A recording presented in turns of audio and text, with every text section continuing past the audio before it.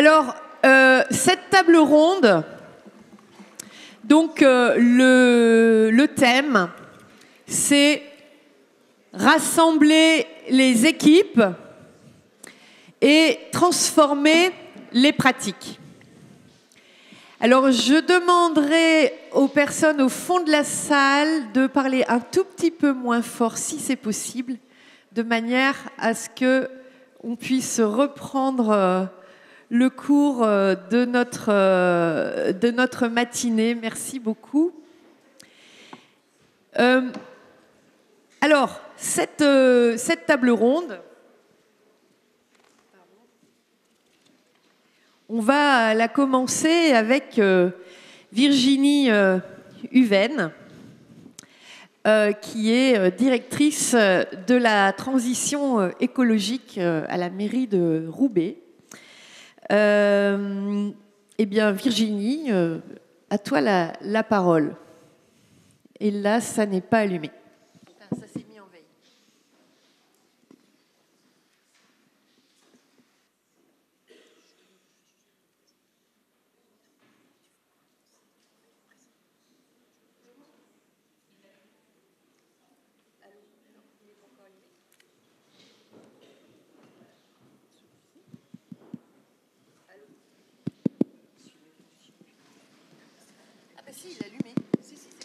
On est bon. Quelques ajustements techniques et c'est toujours, parti. C'est toujours comme ça, le jour J. Pourtant, on a répété. Hein, ouais, donc oui, je suis Virginie Uven, je suis directrice de la transition écologique pour la ville de Roubaix, après avoir été pendant 3 ans et demi la responsable de la mission économie circulaire pour la ville aussi.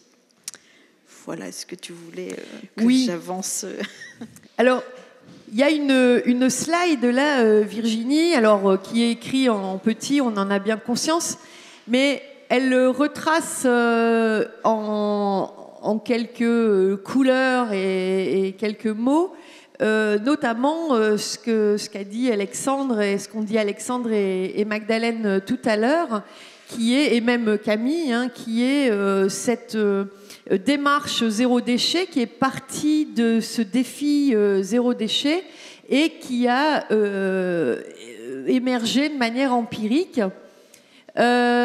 jusqu'à donc cette direction de transition écologique. Mais qu'est-ce qu'il y a encore derrière? Quels sont les projets? Comment, en fait, cette démarche zéro déchet est en train de transformer l'organisation mairie de Roubaix?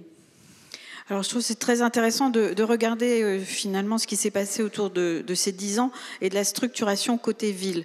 Donc, on avait un service développement durable et on avait une mission zéro déchet.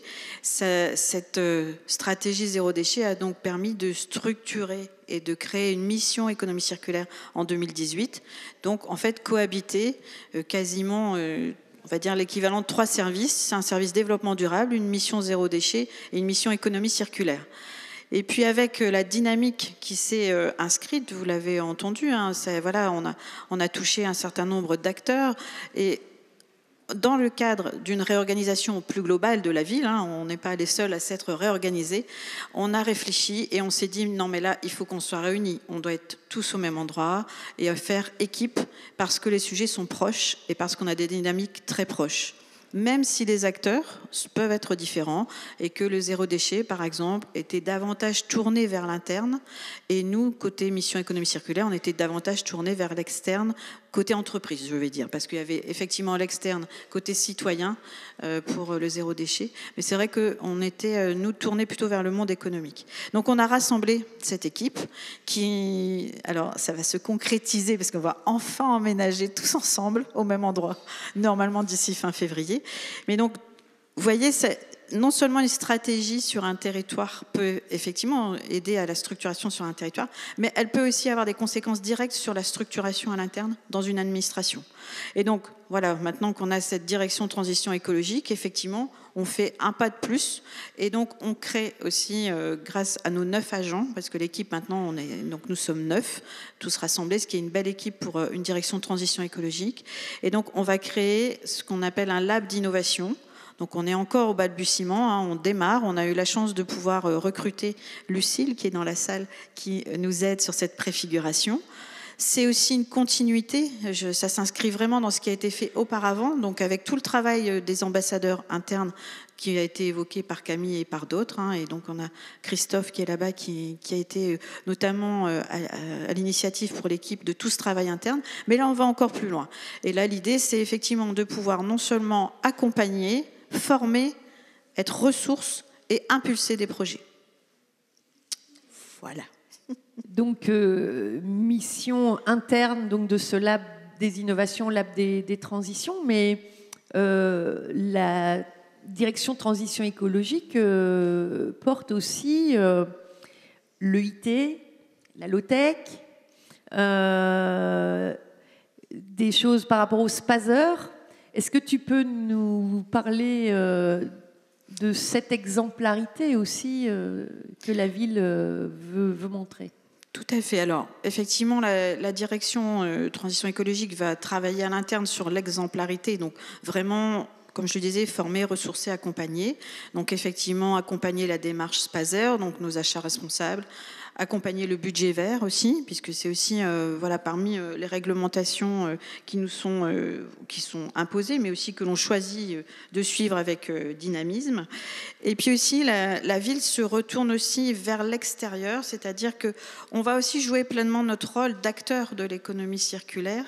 Et comme le disait Alexandre tout à l'heure, alors on reprend un peu notre exemple donc des bâches et donc de ce don que l'entreprise Bergnonitz nous a fait pour pouvoir effectivement faire partie de cette boucle circulaire. Donc ça, c'est vraiment important pour nous.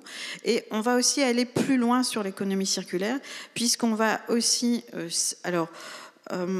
changer d'échelle. On veut aller plus loin. On veut aussi pouvoir toucher les communes voisines, à l'instar de ce qui a été fait pour le zéro déchet. Donc on a aujourd'hui 25 communes, 20, donc ça fait 26 en tout avec Roubaix, qui sont donc partenaires de ce défi zéro déchet. Eh bien, on a envie de faire la même chose pour l'économie circulaire. Donc, vous voyez, en fait, il y a un mouvement permanent entre l'interne et l'externe, entre les agents de la ville et les acteurs du territoire. Et ça, je pense que c'est vraiment une grande force pour le défi zéro déchet et l'économie circulaire. Et est-ce que, on parlait tout à l'heure avec Pauline de comment ces politiques publiques devraient s'aligner les unes avec les autres, comment en fait le zéro déchet va sur des sujets connexes.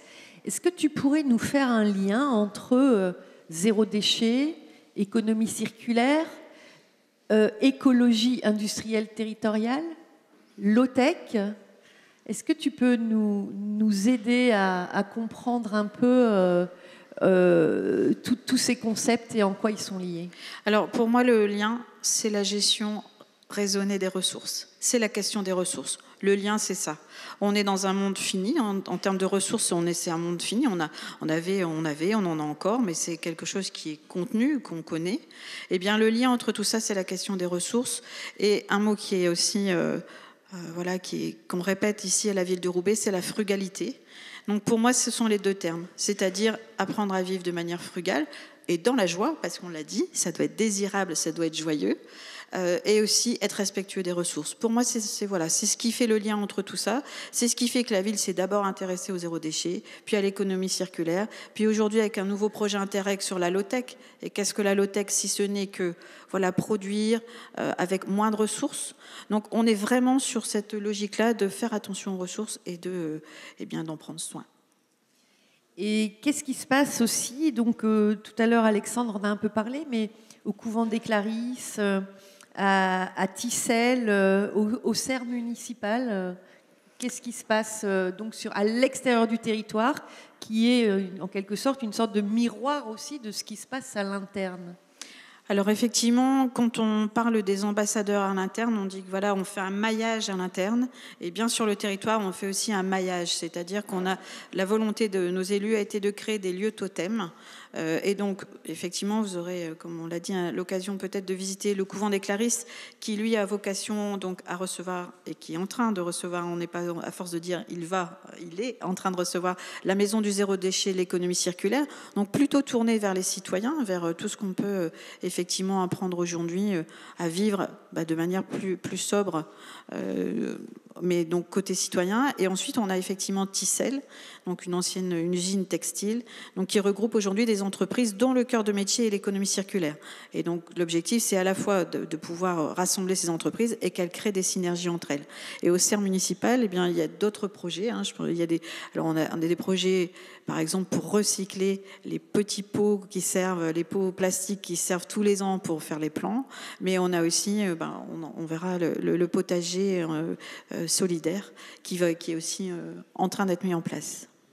Oui, et donc pour cet après-midi, il y aura différents parcours. Et dans les différents parcours, il y aura une visite du couvent des Clarisses. Un autre parcours propose d'aller visiter Tissel et les serres aussi. D'ailleurs, ça c'est le même parcours. Et donc vous aurez l'occasion de voir en vrai et de pouvoir rencontrer les acteurs et pouvoir aussi leur poser des questions.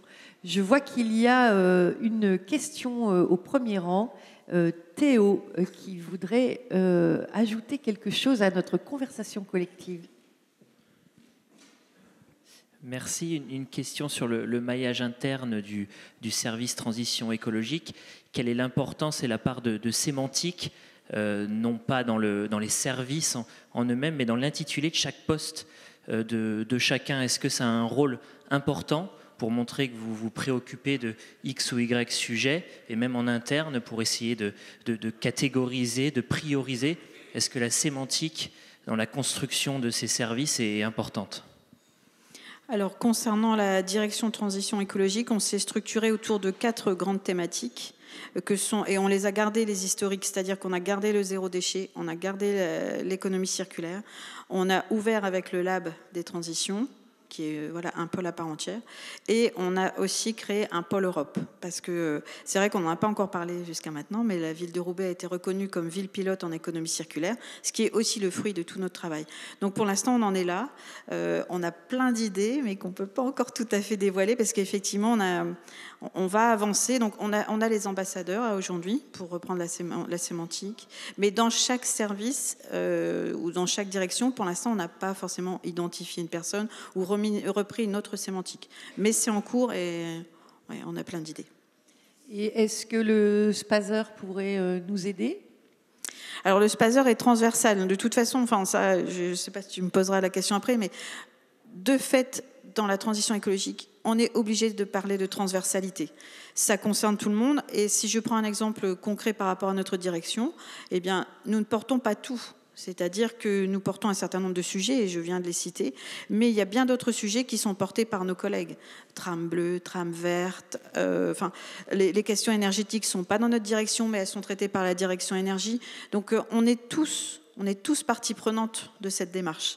Donc le Spazer, effectivement, qui donc concerne les achats responsables de la ville, peut être effectivement un outil qui peut structurer cette démarche transversale. Est-ce que tu as quelque chose à dire sur l'exemplarité donc de la mairie? Est-ce que on en est où aujourd'hui? Alors on en est où? On a donc tout le travail qui a été fait sur le zéro déchet. Magdalène a précisé tout à l'heure les factoteries, les amiati, la sensibilisation, les ateliers. Je pense que ça, mes collègues du zéro déchet, si vous voulez compléter, allez-y. Et sur l'économie circulaire, par exemple, si on reprend ces 2 thématiques-là, on en est au balbutiement. Par contre, on prend à bras-le-corps les questions d'énergie depuis un certain nombre d'années, donc pour diminuer, pour maîtriser les consommations énergétiques, pour passer à une électricité verte. Voilà, ce sont des exemples que je peux donner. Merci Virginie. Je propose de passer la parole à Eugénie Amoulet de la métropole européenne de Lille, qui va notamment nous parler particulièrement d'exemplarité, même d'éco-exemplarité de la MEL. Et en quelques mots aussi, Eugénie, vous pouvez vous présenter. Bonjour à tous et à toutes. Donc, je suis Eugénie Amoulet, je suis chargée de mission prévention au sein donc, de la direction des déchets ménagers de la MEL. Et donc, tout à l'heure, Julien a présenté notre PLPDMA, qui est notre feuille de route en matière de réduction des déchets. Et dans ce PLPDMA, on a un axe qui est dédié à ce qu'on appelle donc l'éco-exemplarité de la métropole en matière de réduction et de tri des déchets qu'elle produit au sein de ses bâtiments et lors des événements qu'elle organise ou qu'elle soutient. Donc moi, mon rôle, c'est de mener des actions pour justement que la MEL soit le plus éco-exemplaire possible sur la gestion de ces déchets. Oui, mais juste, alors éco-exemplaire, et pourquoi une administration devrait être éco-exemplaire ? Eh bien, en fait, parce que tout simplement, c'est une question de crédibilité, je pense. Alors, bien sûr, c'est d'abord une question d'impact. On a un impact en tant qu'administration. Notre responsabilité, c'est de le réduire, cet impact. Mais c'est aussi d'être crédible face aux administrés. Je pense que quand on engage une démarche de réduction des déchets, on veut embarquer avec soi ces administrés pour être sur du zéro déchet ou pour mieux trier ces déchets. Si on ne le fait pas à son propre niveau, c'est quand même un petit peu compliqué. Parce que si l'usager, quand il vient dans votre mairie, eh bien, il constate qu'il ne peut pas trier ses déchets ou que le buffet qui lui est proposé est suremballé, si on lui dit ensuite, eh bien, cher monsieur, chez vous, il faudrait faire telle et telle chose, c'est un peu compliqué. Donc, je pense vraiment que c'est un préalable, en fait. Avant d'engager une démarche à l'externe, il faut se questionner sur l'interne. Comment ça fonctionne en interne ? Qu'est-ce qu'on fait bien ? Qu'est-ce qu'on peut améliorer ? Avoir une feuille de route. Les deux démarches peuvent cohabiter, mais c'est un préalable qui me paraît indispensable.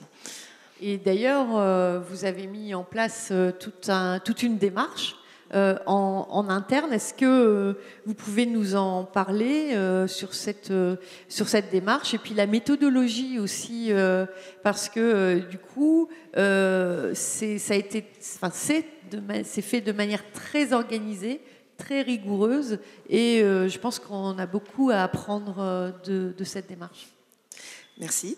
Alors la première étape, ça a été déjà de réaliser un diagnostic, parce que en fait, on se rend vite compte que ce soit chez soi ou quand on est une plus grosse organisation, on peut avoir une idée un peu préconçue des déchets qu'on produit et en avoir une image erronée.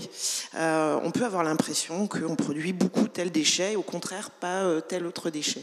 Et donc ce qu'on s'est dit, c'est que la première étape, c'était concrètement d'aller voir ce qu'il y avait dans nos poubelles à la MEL.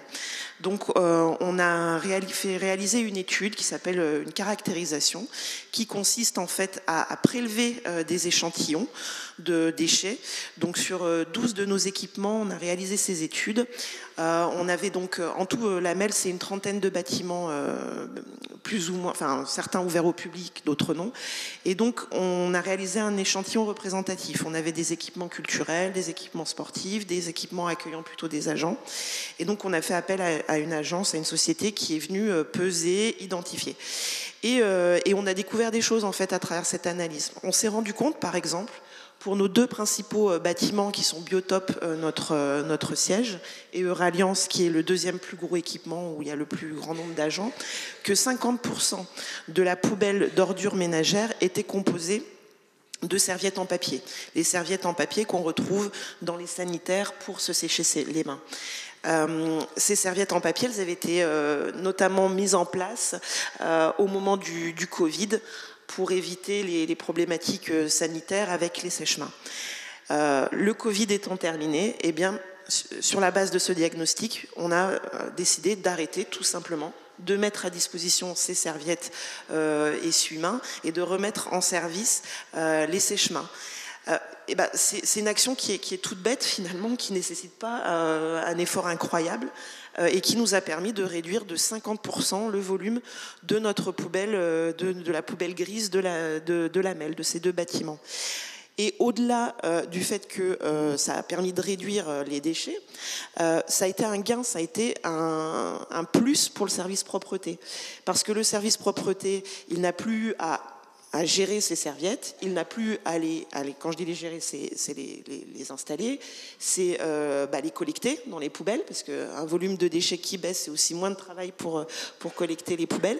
Et ça a été aussi une économie, parce que sur la base d'une étude, on a d'abord vérifié est-ce que c'est plus ou moins intéressant économiquement et écologiquement de mettre en place des sèche-mains ou de laisser du papier, et les études montraient que c'était le sèche-main qui était plus intéressant.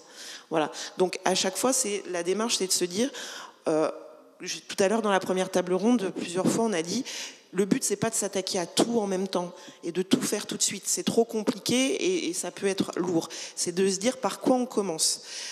Et pour se demander par quoi on commence, autant commencer par le déchet le plus présent, celui qui va être le plus facile à éliminer, et faire ce fameux ratio coût, effort et impact pour avoir sa feuille de route et sa feuille d'action.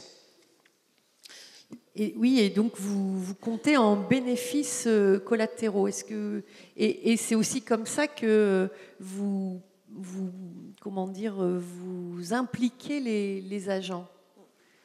Alors en fait, je me suis rendu compte au début, quand je commençais à mener ma mission, quand j'intervenais dans des réunions que ce soit sur des équipements ou des événements. Alors là, typiquement, la photo représente les corbeilles de tri qu'on a mis en place à l'occasion du Tour de France en 2022. On accueillait une étape du Tour de France.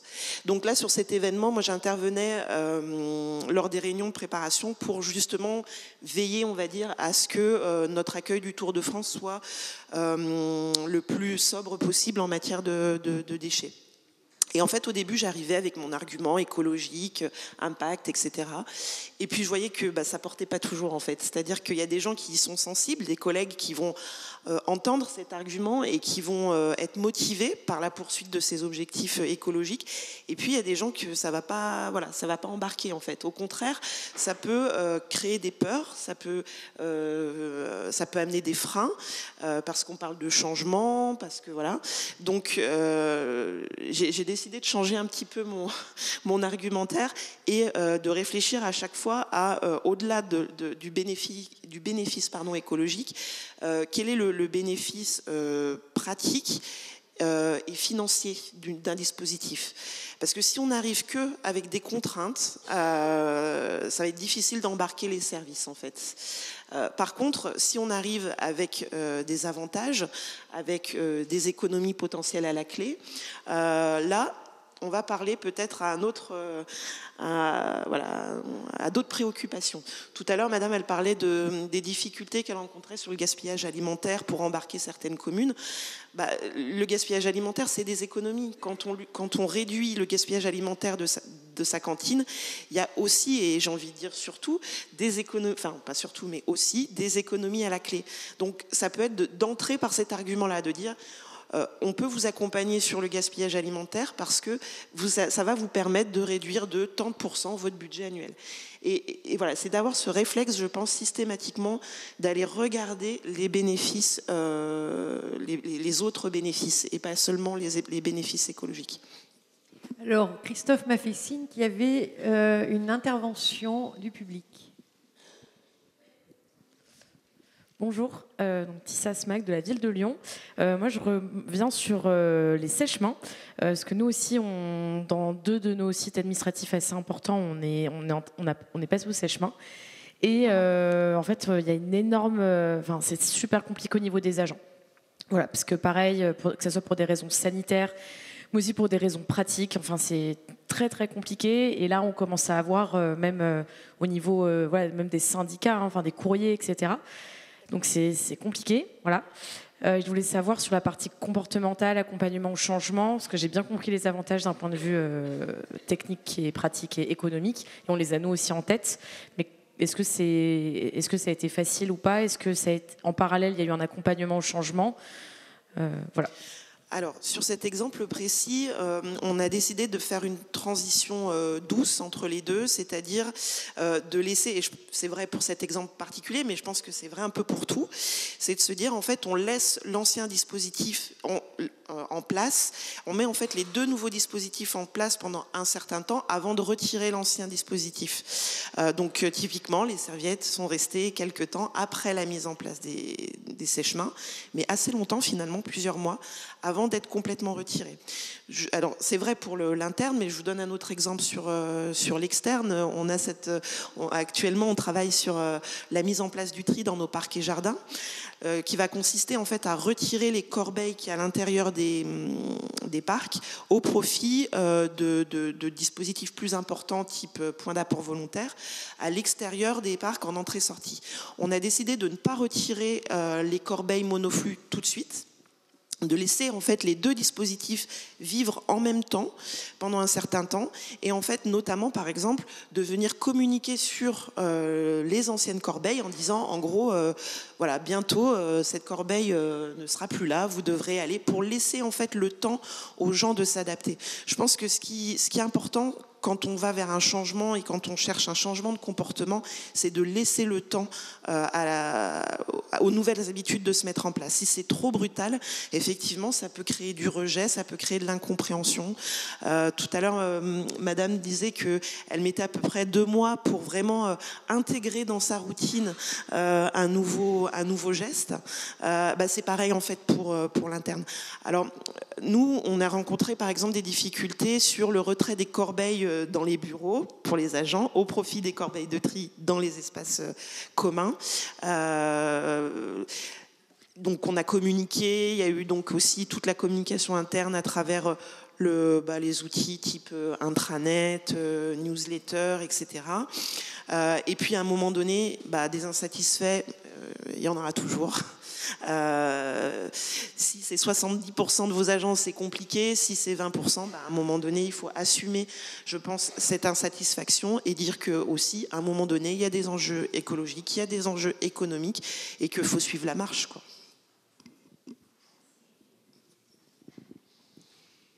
D'autres questions, remarques ?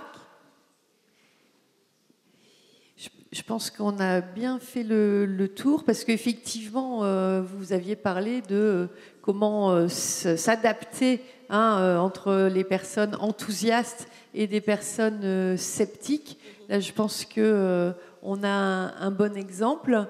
Et je voudrais juste rajouter une chose, c'est que je pense aussi qu'il y a une question générationnelle, oui, et individuelle, mais aussi il y a des gens effectivement qui ne sont pas forcément impliqués, motivés, mais il ne faut pas oublier aussi qu'il y a des gens qui sont très impliqués, très motivés et qui ont des attentes. C'est-à-dire que moi, j'ai régulièrement des agents qui nous disent « mais comment ça se fait que je peux toujours pas trier mes biodéchets à part, etc. » On dit « attention, ça vient, on y travaille, etc. » Et je pense que, ou des usagers sur des événements sur lesquels j'étais, qui viennent nous voir parce qu'ils voient qu'on intervient sur les déchets, qui disent « ah, ça y est, enfin, on peut trier nos déchets sur cet événement. » Et en fait, je pense que ce qu'il faut aussi bien avoir en tête, c'est que ce besoin des usagers, je sais pas moi qui le dis, mais les études disent qu'il va être de plus en plus présent. Et que si on n'est pas au rendez-vous, en fait, de ces attentes, on loupe quelque chose, en fait. Donc, il faut être au rendez-vous pour embarquer les gens. Et je pense qu'il faut aussi, à l'avenir, être au rendez-vous pour répondre aux attentes des gens qui attendent de nos administrations qu'on avance dans le bon sens. Oui. Bonjour, donc moi je suis Sophie Free, je fais l'animation depuis 10 ans auprès des familles zéro déchet sous forme d'atelier. Je forme les animateurs, les ambassadeurs comme Liliane, aussi sur le zéro déchet. Donc ça fait une dizaine d'années que je gravite un peu dans tous ces réseaux. Je suis tellement fan que j'aime bien transmettre de plein de formes différentes. Donc j'ai écrit un bouquin qui s'appelle Zéro déchet au boulot, où j'ai interviewé Monsieur Zéro déchet qui se cache. Qui est hyper intéressant dans ses pratiques et dans ses façons de transmettre en fait sur zéro déchet. Je l'ai interviewé sur mon podcast qui s'appelle Zéro déchet au boulot et je retiens une phrase, c'est le zéro déchet, ça rend heureux. Donc ça, je l'ai entendu dans mon podcast. Alors pour réagir un peu sur ce que vous disiez sur les freins, moi, ce qui me vient à travers toute cette expérience, c'est l'idée de donner du sens. De sensibiliser, mais de donner du sens à l'action. Pourquoi on fait ça ? Quand on a des gens qui sont obtus, alors on en a parlé tout à l'heure, c'est effectivement lever les freins, repérer qu'est-ce qui bloque dans cette démarche-là. Est-ce que c'est financier, organisationnel, technique, enfin creuser un petit peu ces freins et finalement se mettre en mode solution. Qu'est-ce que je peux trouver comme solution pour faire face à ces freins? Et en fait, quand on est câblé en mode solution, je pense que la ville de Roubaix a fait ça finalement.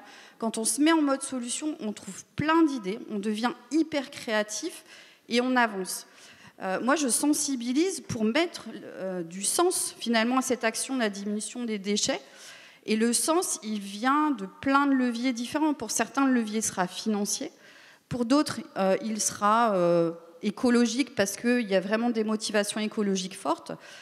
Pour d'autres, ce sera la santé. Moi, dans mes ateliers, à chaque fois, le vecteur santé, il est important, il est hyper présent, parce que de toute façon, on fait face à des problématiques santé. Finalement, faire attention à ses déchets, c'est faire attention à sa consommation, c'est changer sa façon de consommer. Donc, il y a un bénéfice santé. Après, ce que je vois aussi, c'est la réglementation, tout simplement. À un moment donné, quand il y a des freins forts dans les structures, aller chercher le volet réglementaire en disant on doit y aller. On a de la réglementation qui nous pousse à y aller. Ça, c'est un des leviers qui fait que c'est imparable finalement. Donc, au-delà aller chercher les leviers qui seront effectivement les réponses attendues par les gens qui mettent en place des freins. Alors moi, je suis assez positive, c'est-à-dire que je vais aller chercher le côté positif de la force et essayer d'embarquer les gens sur l'idée de sensibiliser, de créer de l'envie, de créer, de travailler autour des bénéfices. Donc force et courage. Voilà. Merci beaucoup, Sophie. Alors, je vois qu'il y a des mains qui se lèvent. On va répondre aux attentes. Il y a une chose qui me vient, qui est importante à souligner, c'est que pour l'instant, effectivement, on parle beaucoup de l'individu.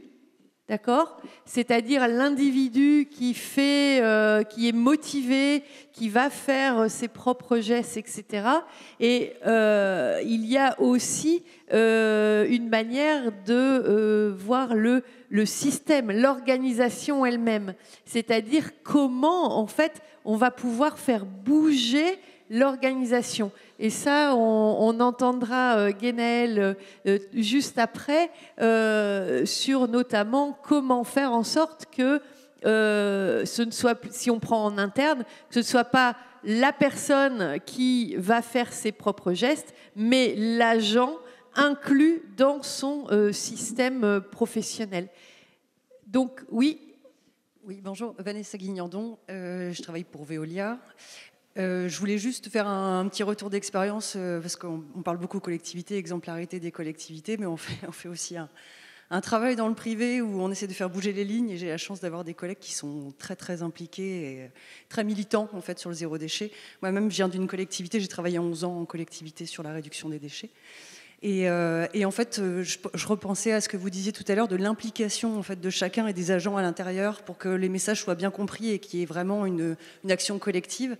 Nous, chez Veolia, on a créé un petit groupe comme ça qui est interne en fait et qu'on a vu ensemble avec les collègues impliqués. Et on se regroupe toutes les 2 semaines, une fois toutes les 2 semaines, pour mettre en place des actions en fait pour faire bouger ne serait-ce que notre siège, quoi. On se donne au moins les moyens de faire bouger les lignes à l'intérieur de notre bâtiment. Donc c'est des choses toutes bêtes, mais on a mis en place du compostage. Donc là maintenant tout le monde composte au niveau du réfectoire. On a un bioseau. Les gens ramènent même de chez eux en fait leurs déchets pour pouvoir composter. On a un potager dont on a plusieurs mains vertes dans l'équipe, donc ils s'en occupent très bien. Et puis on a mis en place, on a essayé de créer un petit logiciel aussi de covoiturage. Donc maintenant, quand on va sur notre Google Agenda, on a un Google Agenda spécial pour le covoiturage. Les collègues peuvent s'inscrire dès qu'on est en déplacement dans la région. Et ça permet de voir des collègues qu'on n'a pas l'habitude de voir aussi, donc c'est plutôt sympa pour le côté social. Et le fait, tout le monde peut venir, c'est-à-dire que quand on fait notre petite réunion pendant 1 heure, 1 heure et demie, n'importe quel collègue peut venir, il peut ne pas venir la fois prochaine, mais au moins pour dire ce qu'il est capable de faire lui à son échelle. Et c'est comme ça qu'on a fait bouger quelques petites lignes. Même là, dernièrement, pareil, on a mis le rouleau en fait dans les toilettes là pour pouvoir s'essuyer les mains. On a fait du réutilisable, du lavable plutôt que du jetable.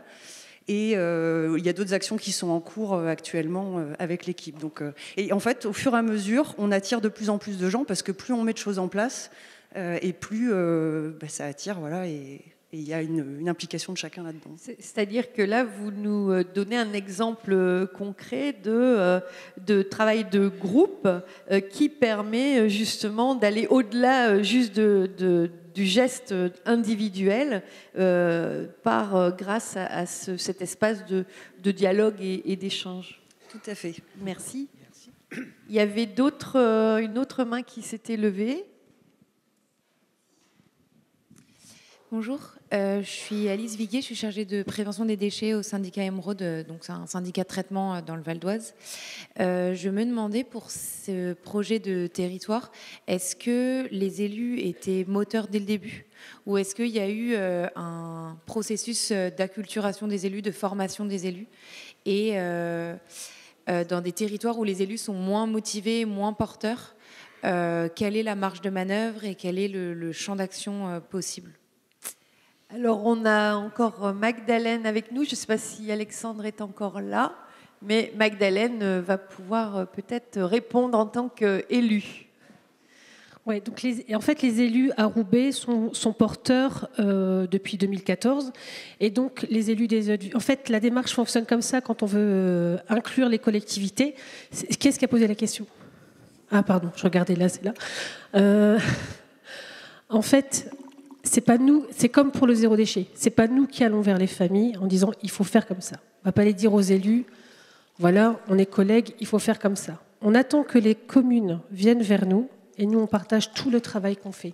En fait, c'est ça le but de la démarche. C'est vraiment la prise de conscience des autres communes et en fait après ça fait effet boule de neige et puis du coup on inclut de plus en plus de communes. Mais il n'y a aucune obligation et c'est le but de la démarche et c'est pour ça que ça fonctionne en fait. Parce que sinon, on arrive avec nos gros sabots en disant bah, « nous, on est à Roubaix, on fait comme ça, faites comme ça ». Ça ne fonctionne pas et c'est ce qu'on fait aussi avec nos familles. Oui. Un complément, Camille ? Oui, je complète juste pour dire qu'en fait, ici à la ville de Roubaix, nous, on a la chance en tant que technicien d'avoir des élus super engagés. Et donc, en fait, on fait des binômes quand on rencontre d'autres collectivités. On est sollicité quasiment chaque semaine et d'ailleurs... Il y a des collectivités avec qui on a déjà échangé qui sont présentes aujourd'hui. Et en fait, si notre porte d'entrée, c'est un technicien, ben on va échanger en tant que technicien, mais en fait, l'élu va venir en renfort. Et inversement, ce qui fait qu'on va lever les freins en fait, au niveau politique grâce à l'élu et les freins sur le terrain au niveau technique. Donc ça, c'est vraiment important. Ce duo-là, en tout cas, pour moi, il est primordial. Il y a encore une intervention.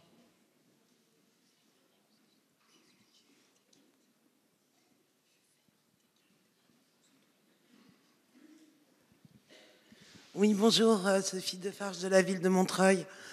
C'était un petit peu une boutade sur le travail fait et le fait qu'il ne faut jamais désespérer quand on essaye de mettre en place une nouvelle procédure.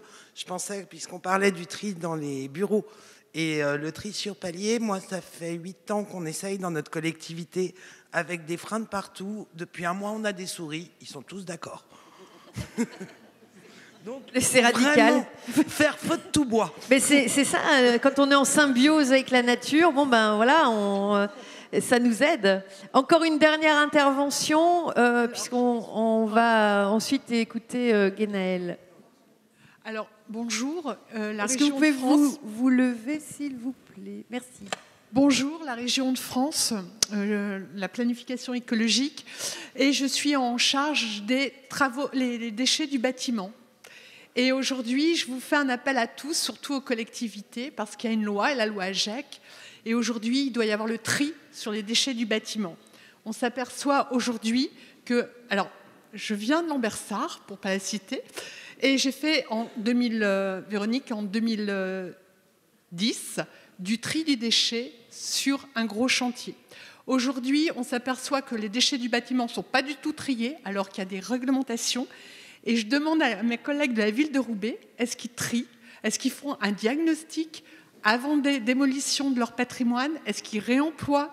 Est-ce qu'ils trient ? Parce que nous, on est preneurs de l'expérimentation pour tenir... Parce qu'aujourd'hui, ceux qui trient arrivent entre 94% à 98% de déchets revalorisés ou donc recyclés, réemployés et revalorisés en matière énergétique. Donc je pense que vu le poids du déchet du bâtiment, il y a quelque chose à faire, à une exemplarité, et je suis partie prenante, moi, pour vous accompagner dans vos cahiers des charges, parce que j'ai la solution pour lever les freins dans le bâtiment.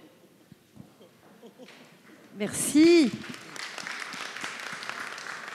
Alors, sur la question du tri des déchets des bâtiments, on n'a pas là 100% l'expertise ici, chez nous. Je ne sais pas si Alexandre a plus de chiffres. Nous, là, on n'a pas ça sous la main. Juste pour répondre rapidement, sur le tri des déchets du bâtiment, on a eu des chantiers dernièrement sur Blanchemaille d'un démontage. Peut-être qu'on peut en parler. Je ne sais pas si Alexandre, tu as quelque chose à dire là-dessus, sur Blanchemaille notamment. Alors on a effectivement sur les déchets du bâtiment, c'est pas toujours simple, je suis d'accord avec vous. Néanmoins, on a avec la SEM Ville Renouvelée et sur un chantier de la métropole pour le coup, un très très beau chantier à Roubaix de déconstruction sur le site Blanchemaille où on récupère beaucoup de choses. Alors j'ai pas tout en tête, mais on récupère du verre, on récupère des luminaires, on récupère des matières pour les réemployer sur le site ou pas.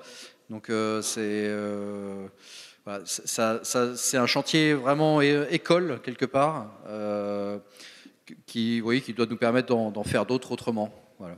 En tout cas, on a bien entendu que la région pouvait nous aider. C'est ça ? Ok. Pardon, on ne vous entend pas ?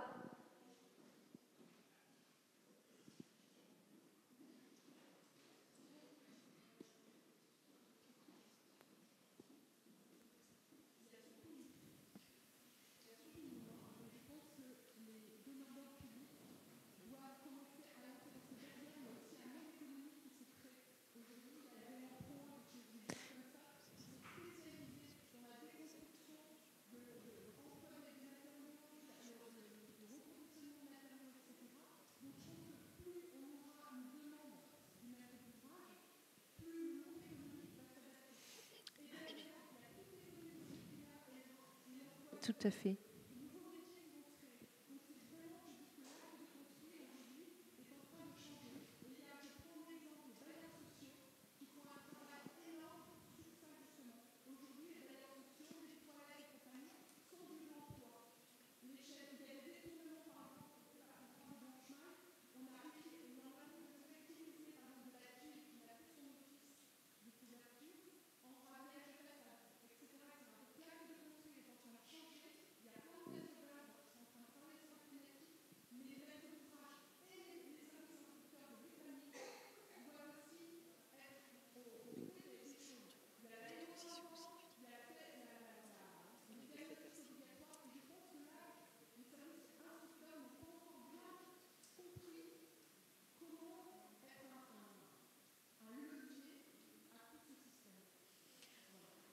Vous l'avez bien dit.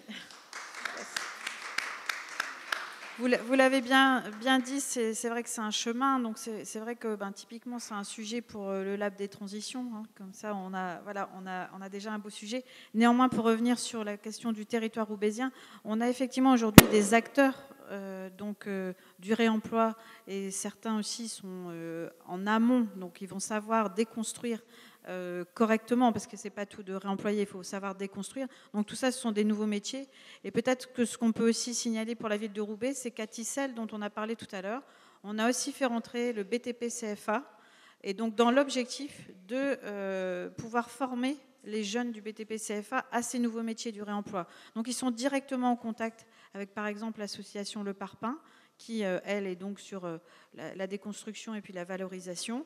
Et ils peuvent être nourrir ce lien direct avec des entrepreneurs, mais aussi se former directement sur site. Donc voilà, donc je pense qu'on a effectivement, pour l'instant, je pense que nous, on a des morceaux, en fait, on n'est pas encore complètement structuré, et vous l'avez dit avec justesse, la commune, la collectivité, a ce devoir aussi d'être donneur d'ordre, et donc le SPASER dont a parlé tout à l'heure Nathalie, sera aussi pour nous et devient une occasion de travailler nos cahiers des charges. C'est ce qu'on a déjà fait pour le couvent des Clarisses, où par exemple dans le choix de la maîtrise d'œuvre, il y avait tout un volet sur l'économie circulaire, et dans lequel on a aussi travaillé en parallèle avec la région, me semble-t-il. Et donc voilà, on commence à avoir des exemples, mais ça demande encore de la structuration. L'enjeu à Roubaix, que vous allez effectivement découvrir cet après-midi sur Tissel, sur les Clarisses, mais aussi demain sur l'Avant-Poste, à chaque fois, c'est quand un bâtiment se libère, quand un bâtiment se vide parce que son occupant a choisi un autre lieu pour s'installer, comment est-ce qu'on fait pour que ce bâtiment ne reste pas en friche et risque de se dégrader? Et donc là, on fait de l'économie circulaire des lieux plutôt, aujourd'hui, avec une ingénierie sur laquelle on est vraiment monté en compétence ces dernières années pour réussir à rendre possible l'occupation transitoire, faire en sorte qu'aucun bâtiment ne reste vide, parce qu'on sait qu'à chaque fois qu'un bâtiment reste vide, il va se dégrader, il va être pillé, etc. etc., etc. Donc c'est cette ingénierie-là qu'on a plutôt mis en place, qui est déjà quelque chose de très costaud pour une collectivité, parce que ça sort complètement du champ habituel de ce que fait une collectivité. Alors, merci Alexandre de parler de champ de compétences de la collectivité, des agents, mais aussi de l'ingénierie qui est mise en place. C'est vrai que ce sont des gros efforts en fait en interne pour pouvoir gérer ce type de projet. Et pour ça, je me tourne vers Guénaël Van Hals du CNFPT. Il y a plusieurs choses dont vous devez nous parler. Vous devez nous parler de comment on passe de motiver, former la personne, mais de faire en sorte que cette personne ce soit en fait l'agent intégré dans son système. Et puis là aussi, sur ces nouveaux métiers, ces nouvelles compétences qui sont par rapport à la fois de la réglementation et à l'évolution en fait des choses, comment en fait aussi former, faire monter en compétences. Je vous laisse la parole là-dessus. Merci beaucoup. Donc, je m'appelle Guénaël Van Halst, je suis conseillère formation au CNFPT, Centre national de formation de la fonction publique territoriale, délégation Hauts-de-France, donc située à Lille, dont le siège en fait est situé à Lille. Très rapidement, parce que je sais qu'il y a le timekeeper qui va bientôt m'arrêter, mais très rapidement, depuis ce matin, j'entends parler de sensibilisation, j'entends parler de formation, j'entends parler en fait d'accompagnement, d'ateliers, etc. C'est pour vous dire qu'aujourd'hui, le CNFPT propose une offre de formation qui est liée aux évolutions. Alors, aux évolutions, pourquoi on est dans un contexte aujourd'hui qui est très évolutif, que ce soit sur du contexte réglementaire, que ce soit sur un contexte social, un contexte sociétal, un contexte même organisationnel. Donc on se rend compte par tous les témoignages qui ont été posés des uns et des autres qu'aujourd'hui on est en prise avec des lois. On a le contexte réglementaire qui nous oblige à. C'est pas qui nous incite, c'est qui nous oblige à. On a également en fait un contexte sociétal où aujourd'hui on voit bien que la transition écologique est au cœur en fait des missions de toutes les personnes qui sont ici présentes. Et quand on entend en fait les témoignages des uns et des autres, on est effectivement sur aujourd'hui on a des chargés de mission, on a des directions de la transition écologique, on a des labs d'innovation, on a énormément de nouvelles choses qui moi, je suis une ancienne de la fonction publique territoriale. À mon époque, ça n'existait absolument pas. Et donc, on a des évolutions de ce fait-là. On a des évolutions qui sont également des évolutions dans l'organisation des équipes. Alors, aujourd'hui, en fait, on a des équipes opérationnelles, des agents de terrain, les gens, par exemple, qui font de la collecte, les agents de collecte. Et on a des ambassadeurs de tri maintenant. On a des chargés de mission, prévention des déchets. On a des directions de la transition écologique qui vont sur l'économie sociale et solidaire. On parle différemment des encombrants. Enfin voilà. Donc en fait, toutes ces évolutions de contexte font que aujourd'hui, on va avoir nous au sein du CNFPT une évolution de notre offre de formation, qui va plutôt aller, effectivement, qui reste en fait assez basique finalement pour les agents de collecte, les agents, les personnes opérationnelles, enfin les agents des équipes opérationnelles. Mais aujourd'hui, on essaie aussi de toucher les encadrants, on essaie aussi de toucher les chefs de projet. On essaie aussi d'aller sur un accompagnement des stratégies, des politiques publiques qui aujourd'hui se transforment. En fait, on le voit bien quand vous prenez la parole, quand vous évoquez en fait vos conditions d'exercice de vos missions, quand vous parlez en fait du lien avec les élus, du rapport à l'usager. Enfin, Madame en a été l'exemple. Comment finalement on essaie de sensibiliser et d'accompagner en fait ces nouveaux rapports à l'usager, au métier, aux missions, aux réglementaires, aux partenaires aussi, parce qu'on parle beaucoup acteurs locaux, et donc on a des partenaires. Nous, le constat qu'on fait, c'est que, ça va peut-être vous étonner, mais on propose en fait sur notre offre de formation, donc notamment prévention des déchets, on a politique environnementale, énergie, climat, etc. Mais on a aussi prévention des déchets. On propose en fait une offre destinée aux agents de catégorie C, comme on dit dans la fonction publique territoriale, donc des agents de collecte. Et là, on a énormément de difficultés à les mobiliser. C'est-à-dire qu'en fait, l'agent de collecte, quand il est sur le terrain, lui, il fait de la collecte. Et donc, quand on lui parle d'économie circulaire, de prévention de ci, de ça, etc., le gars ou la fille, en fait, pour lui, ok, ça a peut-être du sens pour l'encadrant, pour ses chefs, pour les élus, pour tous les gens qui sont au-dessus de lui. Mais quand on connaît en fait le système organisationnel de la fonction publique territoriale, on sait qu'il y a un agent de collecte et au-dessus, il y a 7 niveaux hiérarchiques. Et donc, en fait, le gars qui est là et qui ramasse en fait ces déchets, il ramasse les déchets. Voilà, et que ce soit dans une poubelle jaune, une poubelle verte, une poubelle grise, une poubelle bordeaux, pour lui, en fait, voilà. Donc, nous, à travers les formations qu'on dispense, on essaie aussi d'impulser tout ce sens, en fait, de donner un sens. Alors, je regarde, en fait, une de nos formatrices qui est parmi nous, donc Sylvie, et qui aussi, à travers, en fait, les formations qu'elle dispense, essaie justement d'avoir des approches beaucoup plus transversales pour permettre, en fait, ne serait-ce qu'à l'agent opérationnel de comprendre et de donner, en fait, un peu plus de sens à ses missions, à son travail, notamment quand on parle de politique publique.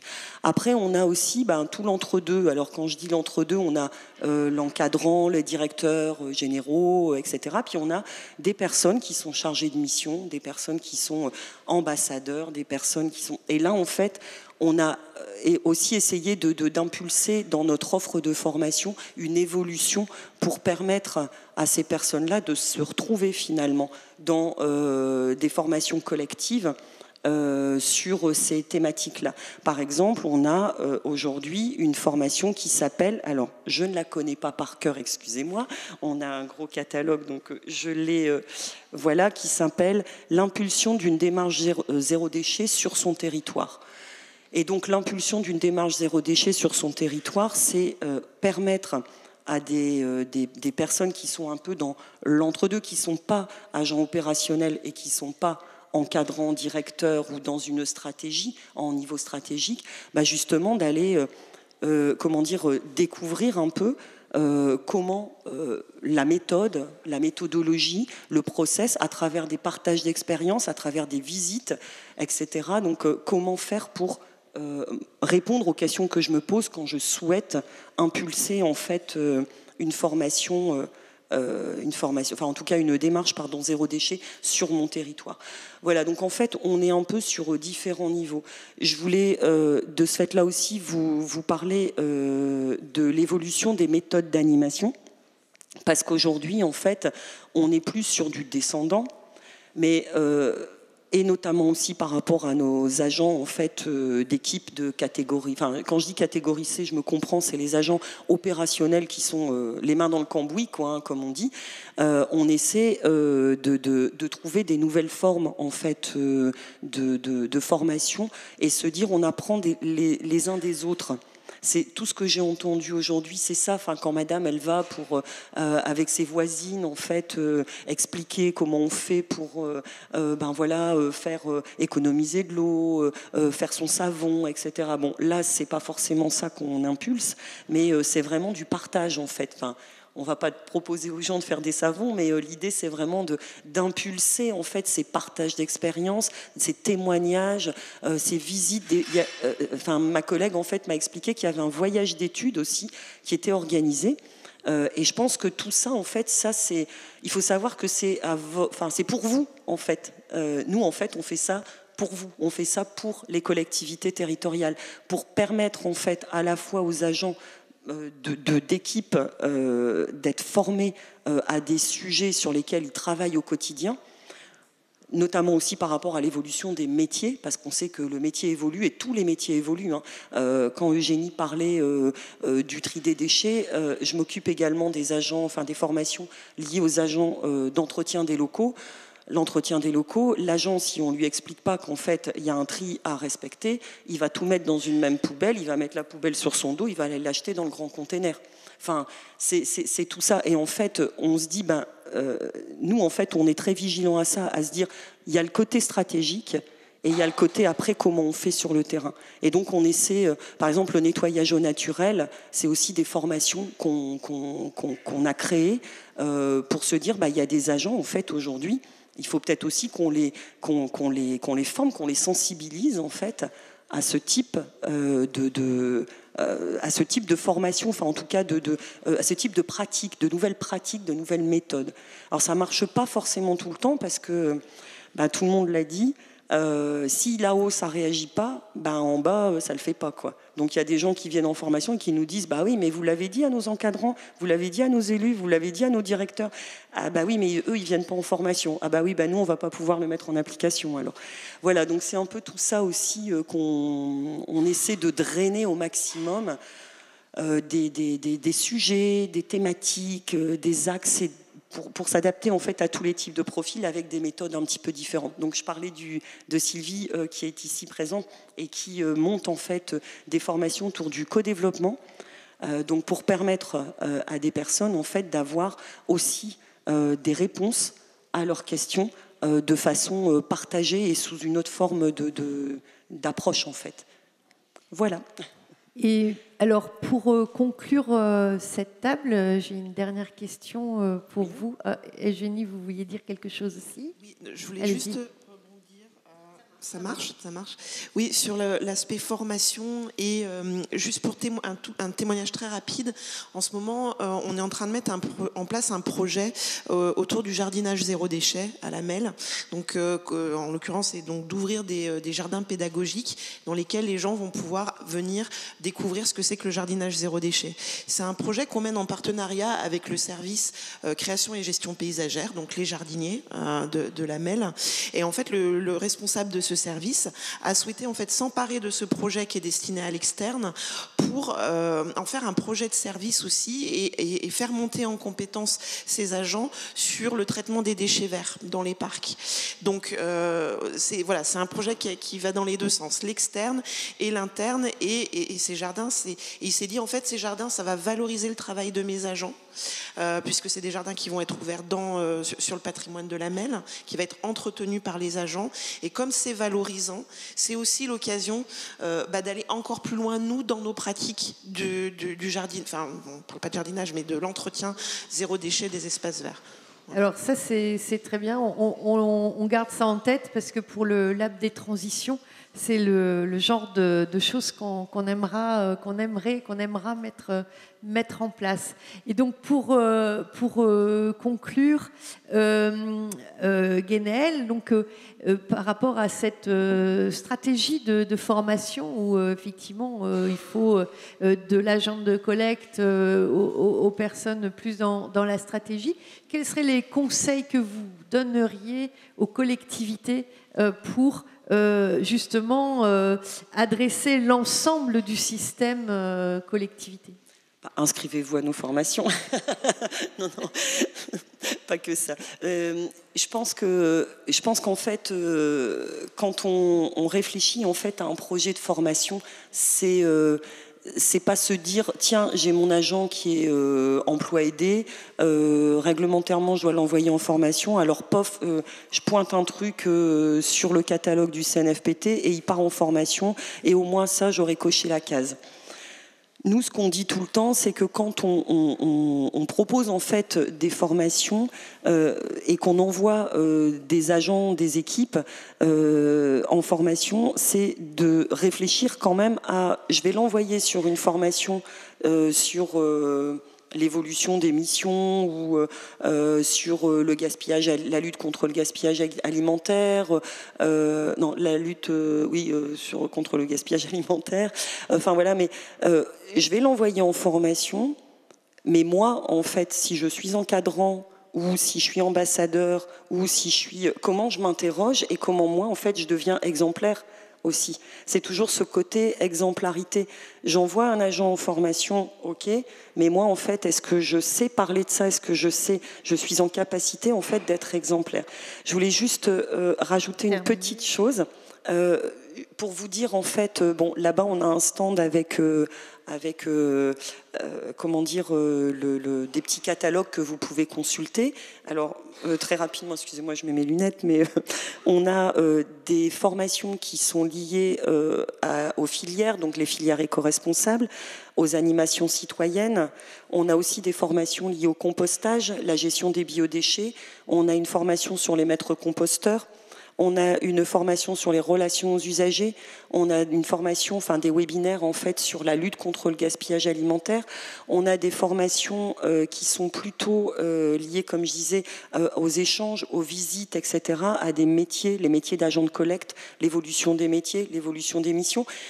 Et pour rebondir sur ce que disait Madame de la Région, il y a aussi dans d'autres, il ne faut pas hésiter aussi à aller voir, à aller consulter dans d'autres domaines, parce que par exemple sur le bâtiment, domaine duquel je m'occupe, on a des formations sur le réemploi en fait des déchets du bâtiment, comment la gestion, l'éco-gestion de l'eau dans les bâtiments, etc. Donc en fait on a tout un panel parce qu'on se rend compte que finalement la formation est le reflet de la transversalité qui existe dans les collectivités territoriales sur ces sujets de transition écologique.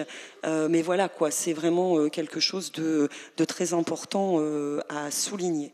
Voilà. Eh ben, merci beaucoup. On va s'arrêter là pour cette table ronde avec ce beau mot transversalité.